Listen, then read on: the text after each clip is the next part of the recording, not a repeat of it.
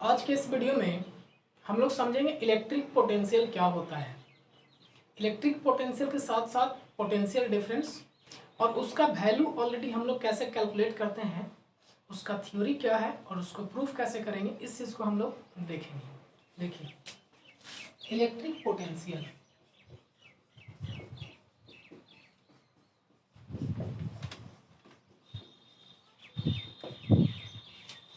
इस चीज़ को समझने के लिए हमको सबसे पहले पोटेंशियल समझना होगा। पोटेंशियल कहने का मतलब क्या होता है, ये वाला आपको थोड़ा सा इलेक्ट्रिक पोटेंशियल के टर्म में बात समझ में नहीं आ रहा होगा, लेकिन सिंपली अगर पोटेंशियल एनर्जी के टर्म में समझें तब आपको समझ में आएगा।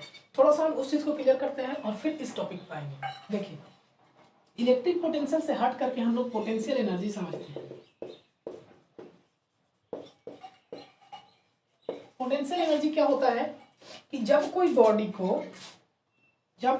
को हम लोग क्या करते हैं, पृथ्वी के सरफेस से यानी अर्थ के सरफेस से हम किसी हाइट पे ले जाते हैं तो उसमें क्या आता है, एक एनर्जी आता है।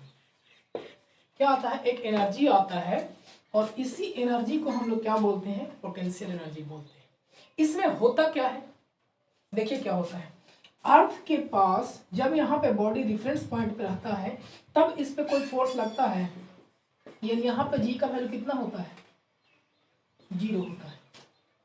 अब यहाँ से इस बॉडी को हम लोग क्या कर रहे हैं, ऊपर की ओर ले जा रहे हैं। तो बताइए, इस बॉडी को जब ऊपर की ओर ले जा रहे हैं तो इसको कोई खींचने वाला होता है। एक नीचे की ओर क्या लगता है, एक फोर्स लगता है जिसको क्या बोलते हैं, ग्रेविटेशनल फोर्स बोलते हैं।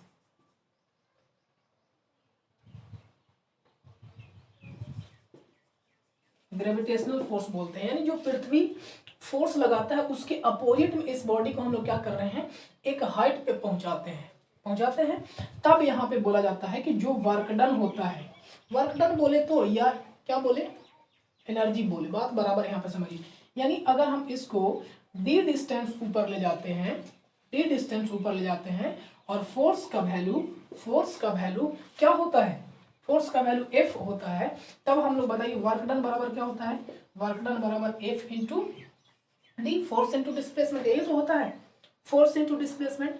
और ये फोर्स का वैल्यू कौन वाला एज्यूम करते हैं, कौन वाला फोर्स, यानी एक फोर्स तो इसको नीचे की ओर खींच रहा था, लेकिन जो फोर्स नीचे की ओर खींच रहा था उसके अपोजिट में फोर्स लगा करके हम एक पॉइंट पे लेकर के जाते हैं, तब इसके पास क्या आता है, एक एनर्जी, एक कैपेसिटी आता है। उसी कैपेसिटी को हम लोग क्या बोलते हैं, पोटेंशियल बोलते हैं, पोटेंशियल एनर्जी बोलते हैं, पोटेंशियल बोलते हैं।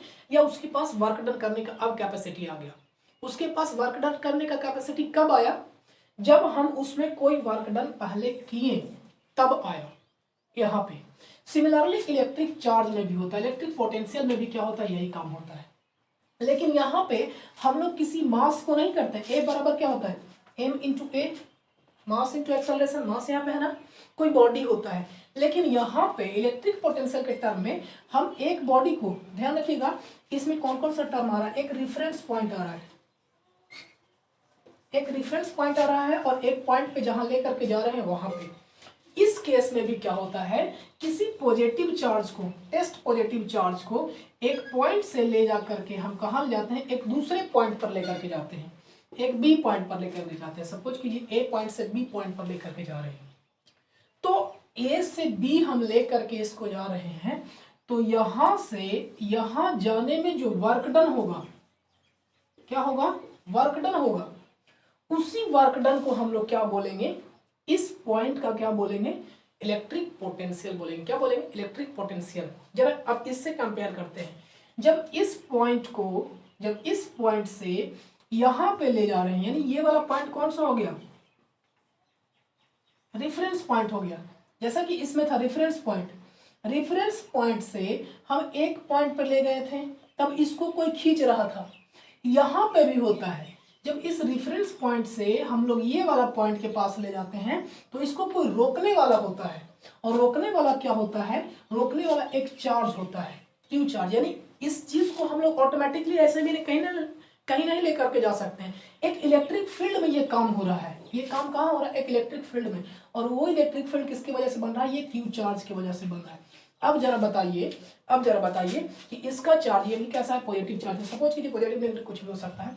तो ये क्या करेगा, इस चार्ज को हम इस डायरेक्शन में ला रहे हैं तो बताइए इसकी वजह से ये अपोज करेगा कि नहीं करेगा। जैसे यहाँ पर देखिए एक मास को हम लोग यहाँ से ऊपर की ओर ले जा रहे थे, क्या कर रहे थे, यहाँ से ऊपर की ओर ले जा रहे थे, तब इसको खींचने वाला कौन काम कर रहा था, ग्रेविटेशनल फोर्स इसको रोकने का काम कर रहा था। सिमिलरली रेफरेंस पॉइंट से हम बी पॉइंट के पास ला रहे हैं एक बॉडी को, तो ये क्या कर रहा है, रोकने का काम कर रहा है। लेकिन हम जो इस पे फोर्स लगाएंगे, एक्सटर्नली फोर्स इस चार्ज पे लगा करके इस पॉइंट तक पहुंचा देंगे, यानी यहां तक, इस केस में क्या था, इस पोटेंशियल तक यानी बी पॉइंट तक हम लोग पहुंचा दिए थे। तब उसके पास एक क्या आया था, कैपेसिटी आया था। क्या आया था, कैपेसिटी आया था।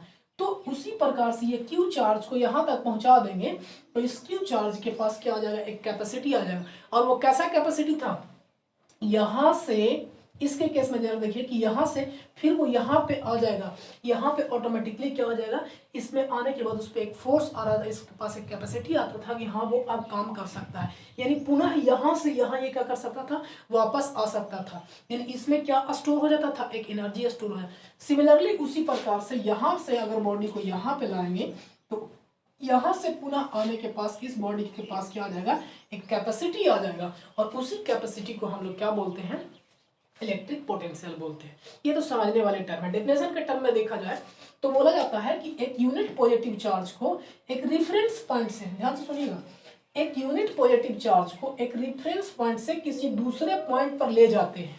ध्यान से सुनिएगा फिर से एक बार, किसी यूनिट पॉजिटिव चार्ज को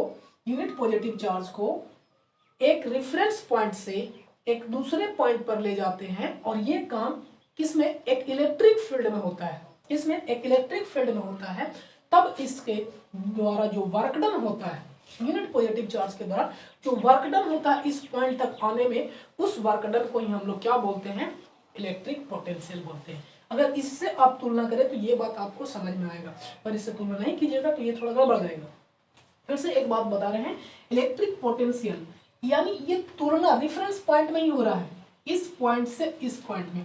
जरा थोड़ा सा यहाँ पे देखिए, यहाँ पे जब सरफेस पे था बॉडी तब यहाँ पे फोर्स कितना लग रहा था, कोई उसको रोकने वाला नहीं था, यानी यहाँ पे रेफरेंस पॉइंट के जगह पे वैल्यू कितना था, खींचने वाला 0 था। उसी प्रकार से यहाँ पे भी जो इलेक्ट्रिक पोटेंशियल का वैल्यू 0 मानते हैं, और यहाँ पे क्या आ जाता है, चलिए ये एक पॉइंट था तो भी ये मानते हैं, और ये भी मानते हैं, क्या मानते हैं, भी मानते हैं।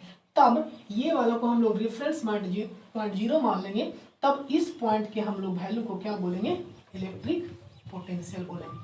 हमेशा इलेक्ट्रिक पोटेंशियल एक रेफरेंस पॉइंट में डिफाइन होता है, जैसा कि आपको यहाँ पर दिख रहा है कि इसके पास कैपेसिटी कहाँ के तुलना में होता है, इसके पास यानी कुछ एच डी हाइट पे आया था, अब इस एच हाइट मान लेते, एच हाइट पे आया था, तो एच हाइट पे आया था तो हाइट का तुलना कहाँ से हो रहा था, इस रेफरेंस पॉइंट से। सिमिलरली यहाँ पे भी देखा जाए तो इस पॉइंट के पास, इस पॉइंट के तुलना में इसके पास कैपेसिटी होता है। अगर यही पॉइंट यहाँ पे 0 ना मान करके कुछ दूसरा वैल्यू रख दिया जाए तो उससे डिफरेंस करके यहाँ पे इलेक्ट्रिक पोटेंशियल इसके पास कैपेसिटी आ जाए। जैसे यहाँ पे हम एच हाइट 10 मीटर मानते हैं, अगर यहाँ से डिस्टेंस, अगर यहाँ पे हम लोग 5 मीटर मान लें, बीच में 5 मीटर, तब क्या उसके पास इस डिफरेंस पॉइंट से हम लोग एज्यूम करेंगे, तब इसके पास क्या कैपेसिटी उतना होगा, नहीं होगा।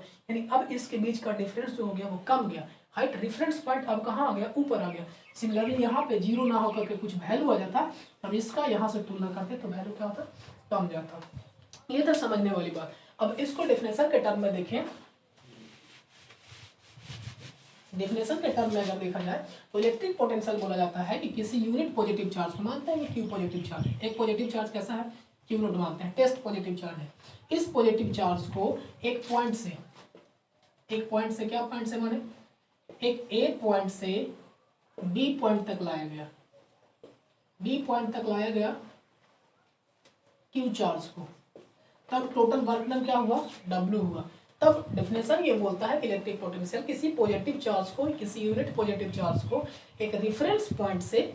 अच्छा एक बात बताइए, इलेक्ट्रिक के टर्म में जैसे यहाँ पे 0 हो रहा था, जरा देखिए हम फिर से एक बार देखते हैं, समझने की कोशिश करते हैं। क्यों, ये अपना फील्ड बना था जो इसको अपोज करने का काम कर रहा था, पॉइंट ए यहाँ था, बी यहाँ था, इस चीज को लाने के लिए, और ये इसको, यानी यहाँ से हम पॉइंट को आगे बढ़ा रहे थे, तब ये वाला चार्ज क्या कर रहा था, इसको अपोज कर रहा था। यानी बताइए ये वाला दूरी कितना दूर जाएगा कि ये वैल्यू यहाँ पे, ये वाला चीज यानी इसकी वजह से कोई फील्ड यानी यहाँ पे वाले चार्ज पे कोई फोर्स नहीं लगे। जैसे यहाँ पे था, तुलना किए थे तो यहाँ पे कोई फोर्स नहीं लग रहा था। तो बताइए कि इस चार्ज की वजह से एक पॉजिटिव चार्ज को कितना दूरी पे रखें कि उस पे कोई इफेक्ट नहीं दिखाए अपना, जरा बताइए। क्योंकि हम लोग जानते हैं कि पॉजिटिव चार्ज से जो लाइन निकलता है वो इनफाइनाइट तक जाता है और इनफाइनाइट पे ही जाकर के इसका वैल्यू क्या होता है, 0। तो इसीलिए ये जो रेफरेंस पॉइंट हम लोग मानते हैं उसको क्या मानते हैं, इनफाइनाइट मानते हैं। यानी एक चार्ज को कहाँ से लाया जाता है, इनफाइनाइट से, यानी रेफरेंस पॉइंट इसमें क्या हो जाएगा, इनफाइनाइट से। तो यहाँ पे हम लोग लिख सकते हैं कि ए पॉइंट कहाँ पे है, ए पॉइंट कहाँ पे है, इनफाइनाइट पे एक पॉइंट है। अच्छा बताइए इनफाइनाइट पे क्यों माने हम लोग, क्योंकि जैसे इसमें देख रहे हैं कि इनफाइनाइट पे इस पे फोर्स का वैल्यू जहां से 0 होता था, जहां पे उसके पास कोई कैपेसिटी नहीं था, वहां से हम लोग एक बॉडी को ले जाते थे तब उसके पास इसके तुलना में कैपेसिटी आता था।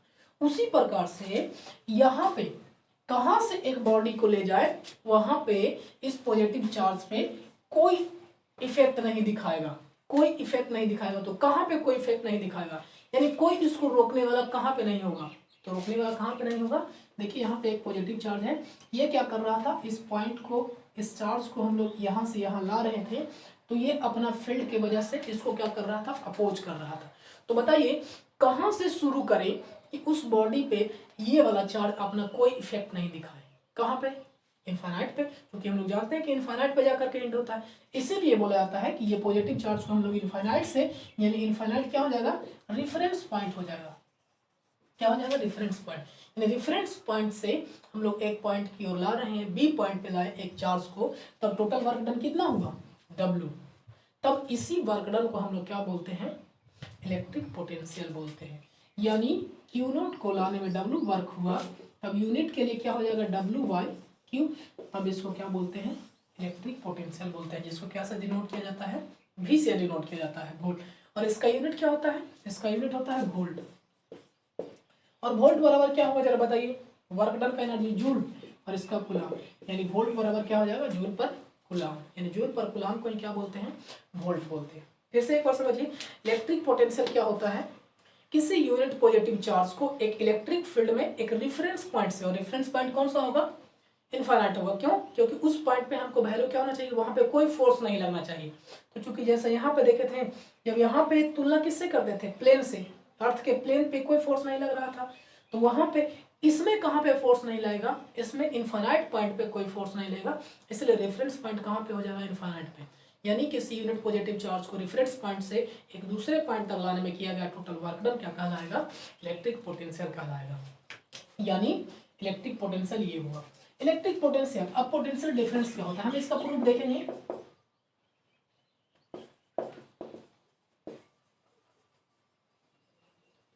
पोटेंशियल डिफरेंस क्या होता है, तो एक बार इस पॉइंट से यहां पे लाए, समझिएगा बात को, तो मानते हैं कि Vb इसके पास पोटेंशियल आया, इसके पास कैपेसिटी कितना है, Vb है, और एक दूसरे पॉइंट पे ले आए किसको, Vc को ले आए, किसको, कहां पे लाए, Vc को।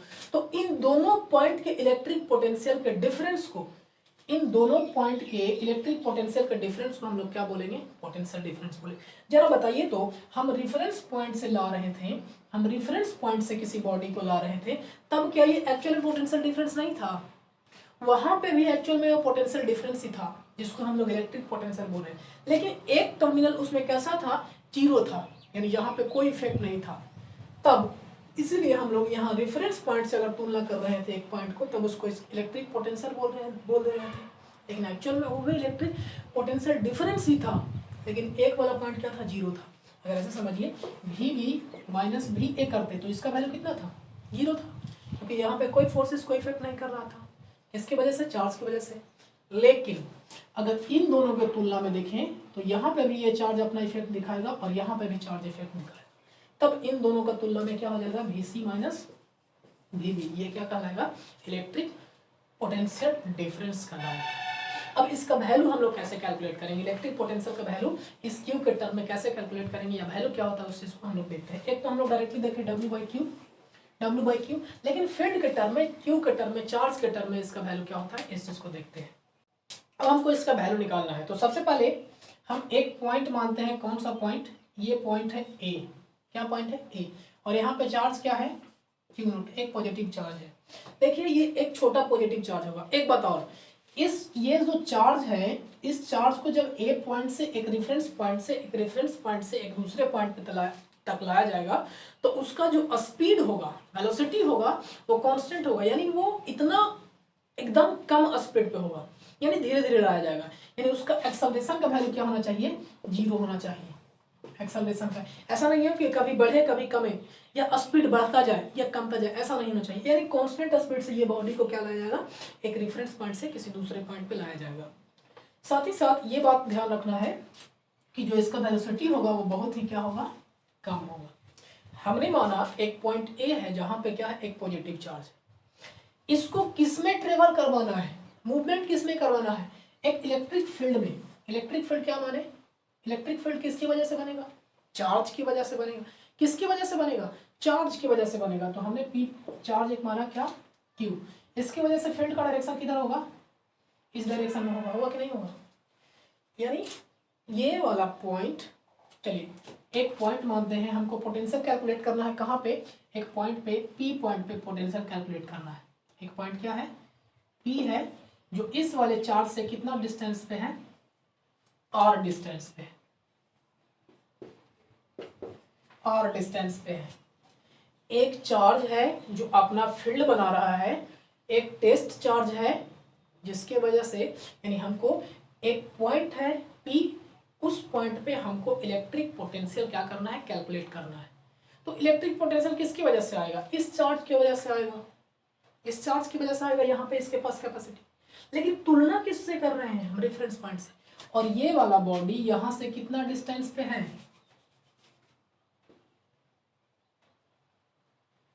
यहां से इनफाइनाइट डिस्टेंस पे है। क्या है, एक पॉइंट है ए और चार्ज क्या है, क्यू नॉट। अब डिफिनेशन करें, डिफिनेशन क्या बोलता है कि इस पॉइंट से, यानी एक रेफरेंस पॉइंट से यहां तक लाने में किया गया कार्य, यानी वर्क डन, और वर्क डन बराबर क्या होता है, एफ इंटू एस होता है कि नहीं। तो बताइए कि ये इतना दूर है, ये बॉडी, ये वाला चार्ज इतना दूर है कि यहां से यहां तक हम लोग कैसे लाएंगे, फोर्स का वैल्यू कितना लगेगा, इस चीज को हम लोग कैलकुलेट कर सकते हैं डायरेक्टली। आप ये वाला वैल्यू रखिएगा तो इनफाइनाइट हो जाएगा कि नहीं हो जाएगा, बिल्कुल हो जाएगा। यानी डिस्टेंस ज़्यादा होने की वजह से इस चीज़ को हम लोग क्या कर सकते हैं, कैलकुलेट नहीं कर सकते हैं, बात समझिएगा। लेकिन हम एक बात जरूर कैलकुलेट कर सकते हैं कि यही चार्ज को, इसी चार्ज को हम लोग यहाँ से इधर लेकर के चले जाए। जैसे एज्यूम कीजिएगा, आप लोग पढ़े होंगे वर्क और एनर्जी में, पढ़े होंगे कि जितना वर्क डन यहाँ से यहाँ जाने में हो रहा था वर्क डन, उतना ही वर्क डन यहाँ से वापस आने में होता है, आप लोग पढ़े होंगे। तो बताइए, लेकिन इसका डायरेक्शन क्या हो जाता है, चेंज हो जाता है। सिमिलरली उसी प्रकार से हम लोग बॉडी को, यानी इस टेस्ट चार्ज को यहाँ से यहाँ ना ला करके हम लोग यहाँ से यहाँ लेकर के जाए, यानी इस चार्ज को हम एज्यूम कर ले रहे हैं कहाँ पे, इस पॉइंट पे एज्यूम कर ले रहे हैं। तो जरा बताइए, हमने क्या बताया था कि इस फील्ड में, इलेक्ट्रिक फील्ड में, बताइए अब इस चार्ज को कहाँ करेगा, ये सपोर्ट करने लगेगा। लेकिन हमको रखना क्या है, हमको करना क्या है कि इसका एक्सेलरेशन का वैल्यू क्या होना चाहिए, 0 होना चाहिए। यानी ये चार्ज मूवमेंट तो करे, एक जगह से दूसरे जगह तो मूवमेंट करवाएंगे इसको, लेकिन उसका एक्सेलरेशन क्या होना चाहिए, 0 होना चाहिए। तो बताइए, ये वाला अपना क्या दिखाएगा, इस पर इफेक्ट दिखाएगा, इधर फोर्स लगाएगा, और फोर्स का वैल्यू कितना होगा, फोर्स का वैल्यू कितना होगा जरा बताइए। यहाँ पे एक चार्ज और यहाँ पे एक चार्ज, कूलॉम पढ़े ही होंगे तो पता होना चाहिए। क्यू, एक चार्ज ये है और एक क्या है, क्यू नॉट है, और बटा क्या हो जाएगा, आर स्क्वायर, ये वैल्यू हो जाएगा। तो एक्सेलरेशन के वैल्यू को 0 रखने के लिए हमको एक एक्सटर्नल फोर्स इस डायरेक्शन में लगाना होगा, एफ एक्सटर्नल, इस डायरेक्शन में। अब जरा बताइए डेफिनेशन के अकॉर्डिंग, किसी फील्ड में एक इलेक्ट्रिक पोटेंशियल, एक चार्ज को या यूनिट पॉजिटिव चार्ज को हम लाते हैं, और उसका जो डायरेक्शन होता है वो इस फील्ड के डायरेक्शन का क्या होता है, अपोजिट होता है। तो बताइए, अब अपोजिट हो रहा है कि नहीं, अब फोर्स किधर लग रहा है, इस डायरेक्शन में लग रहा है, यानी इसको अपोज करने वाला अब फोर्स आ गया, यानी एफ एक्सटर्नल बराबर हो गया वैल्यू। अब हम लोग यहां से इस पॉइंट तक ले जाएंगे, तो सपोज कीजिए कि वर्क डन क्या हो जाएगा, डब्ल्यू हो जाएगा, हो कि नहीं, work done, W work done हो गया। तो बताइए कि अगर यहाँ से यहाँ ले जाने में W वर्क डन हुआ तो यहाँ से यहाँ लाने में वर्क डन दूसरा हो जाएगा, नहीं होगा। आप ज़्यादा दिमाग नहीं लगाइएगा, इस वाले के केस में और इस वाले के केस में वर्क डन सेम ही होगा, चाहे आप यहाँ से यहाँ लेकर के जाइए या यहाँ से यहाँ लेकर के जाइए। दूसरा केस के लिए अलग हो सकता है, लेकिन इन दोनों केस में सेम होता है, बस डायरेक्शन इसका क्या हो जाएगा, चेंज हो जाएगा। अब इस चीज़ को अगर हमने अभी बताएं कि इलेक्ट्रिक पोटेंशियल भी बोलते हैं कि W/Q, और यहाँ पे चार्ज कैसा है, Q वाला है, यानी इसी चार्ज को ना मूवमेंट करवा रहे हैं। तो W का वैल्यू अगर यानी वर्क डन का वैल्यू अगर हम लोग कैलकुलेट कर लें तो हम लोग इलेक्ट्रिक पोटेंशियल के वैल्यू को कैलकुलेट कर लेंगे, यानी हमको मेनली क्या निकालना है, वर्क डन निकालना है। और वर्क डन बराबर होता क्या है, F बराबर वर्क डन बराबर क्या होता है, F into S, force into displacement होता है ना, फोर्स इंटू डिस्प्लेसमेंट। लेकिन बताइए ये डिस्प्लेसमेंट इतना दूर है, इनफाइनाइट है, हमको पता नहीं है, तब इसके लिए इंटीग्रेशन का यूज करते हैं हम लोग। इनफाइनाइट से यानी P पॉइंट से ये डिस्टेंस R है, यानी R से हम लोग कहाँ तक, इनफाइनाइट तक क्या कर देंगे, इसको इंटीग्रेशन कर देंगे। तो F बराबर यानी W बराबर क्या हो जाएगा, F इंटू F कौन वाला फोर्स, अपोजिट में फोर्स लग रहा है, फील्ड के अपोजिट में फोर्स कौन सा लग रहा है, F external, into D R, R के टर्म में लिखे तो आर, एक छोटा सा आर मान लेते हैं, डी आर यानी इस डायरेक्शन में छोटा सा आर मूवमेंट करेगा, उसको डी आर मान लिया है। और इनके बीच का क्या होता है, एंगल होता है। तो पढ़ेगा W बराबर एफ एस कॉस थीटा होता है, सेम डायरेक्शन में होना चाहिए, ये बात ध्यान रखिए। तो यहाँ पे कॉस क्या हो जाएगा वैल्यू, फोर्स इधर लग रहा है, फोर्स इधर लग रहा है F एक्सटर्नल, और डिस्प्लेसमेंट किधर हो रहा है, इधर हो रहा है। तब बताइए कि 180 डिग्री, यानी यहाँ से Fx का वैल्यू इसका वैल्यू इसके बराबर होगा। क्यों बराबर होगा, क्योंकि इसको हमको बैलेंस रखना है, हमको क्या करना है, बैलेंस रखना है। और बैलेंस रखने किसकी वजह से बैलेंस होगा, बैलेंस होगा कैसे, तो जितना फोर्स ये चार्ज अपना फोर्स इस पे इफेक्ट दिखा रहा था उतना ही एक्सटर्नल फोर्स लगाएंगे, तब नहीं ये बैलेंस रहेगा, समझ रहे बात को, यानी ये बैलेंस रहेगा। तब F एक्सटर्नल इसके बराबर हो जाएंगे, यानी हम वैल्यू क्या रख देंगे, F एक्सटर्नल ये वाला वैल्यू रख देंगे K Q naught by R square D R cos, इसका वैल्यू क्या हो जाएगा, नेगेटिव, यानी बाहर माइनस कर देते हैं। ये सारे के सारे टर्म क्या है, कांस्टेंट है, कांस्टेंट क्योंकि इसके टर्म में यानी जो यहाँ पे वैल्यू होता है उसको वो वाला क्या होता है, यहाँ पे इंटीग्रेट होता है। तो आर स्क्वायर रह जाएगा, बाकी बाहर हो जाएगा minus K Q naught D R by R square, ये हो जाएगा। अब इसको इंटीग्रेशन कीजिए, आर स्क्वायर का इंटीग्रेशन आप तो पढ़े होंगे, इंटीग्रेशन क्या होता है, इंटीग्रेशन में एक वैल्यू कमता है, यानी आप अगर एक्स का स्क्वायर करते हैं, आप इंटीग्रेशन में डिफरेंशिएशन, जैसे डिफरेंशिएशन में क्या होता है, वैल्यू को एक ऐड होता है, इसमें क्या होता है, पावर वाला वैल्यू एक कमता है, यानी इसको अगर आप लिख लीजिए, अगर इंटीग्रेशन करना होता है एक्स के power n into D x, तब वैल्यू क्या होता है, ऐड होता है। यानी यहाँ से आप देख पाएंगे इसका जो इंटीग्रेशन होता है, इंटीग्रेशन बहुत लोग नहीं पढ़े हो इसलिए यहाँ पे लिखवा दीजिए, एक्स के पावर n+1 बटा n+1, इसका क्या होता है, आंसर होता है।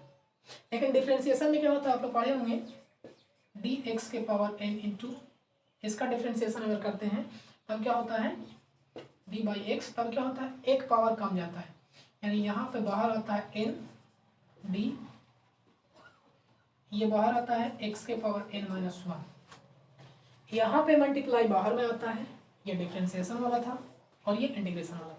इस चीज़ को हम हटाते हैं, हमको इंटीग्रेशन से मतलब है, तो ये वाला देखेंगे।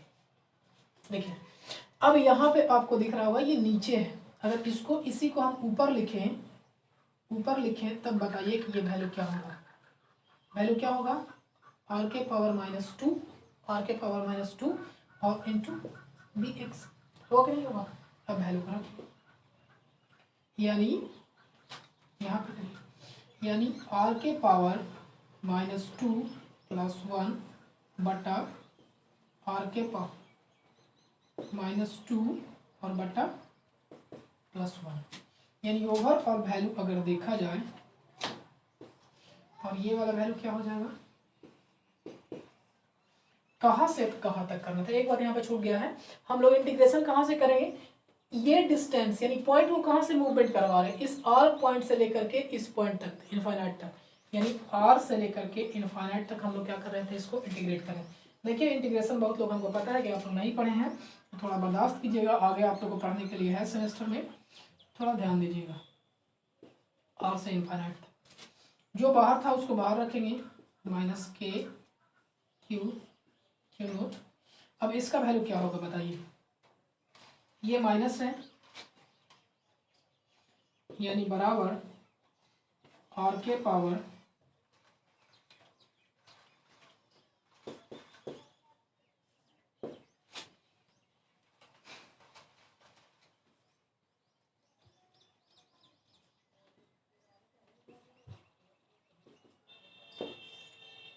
कहाँ से कहाँ तक, आर से इनफाइनाइट। अब इस वैल्यू को क्या करना है, यहाँ छूट रहा है value, minus K Q note बराबर, अब रख दीजिए यहाँ पे वैल्यू, पहले बड़ा वाला फिर छोटा वाला। इसको हम डायरेक्टली यहाँ पर लिखने की कोशिश करते हैं। डायरेक्टली अगर इस चीज को लिखें तो क्या हो जाएगा,